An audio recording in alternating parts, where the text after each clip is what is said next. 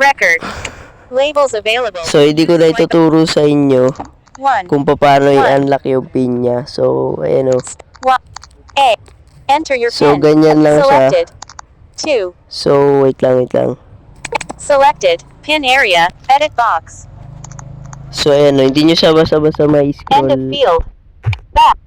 Lock screen. Hindi siya basta-basta Enter your pin. Labels available. Use swipe up then right to view.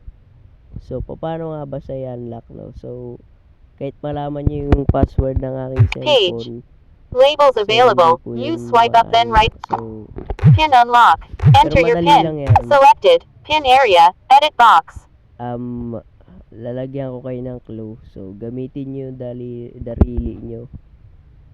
Or yung finger nyo. Pasensya na, bulol talaga ako. Gamitin nyo yung finger ninyo. Use your finger. Blank finger.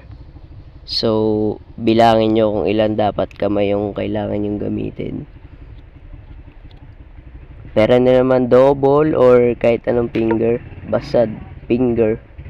So, hindi ko na sabihin kung double ba or hindi. Basta finger sa finger.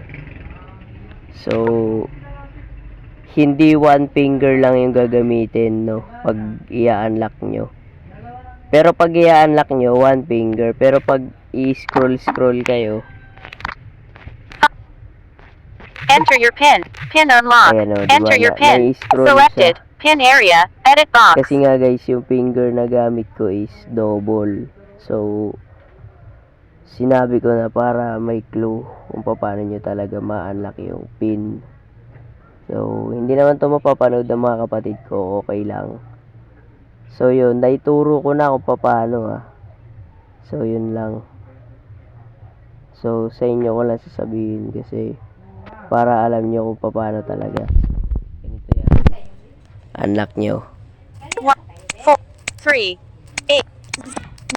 Enter. Image. X recorder. So, yun.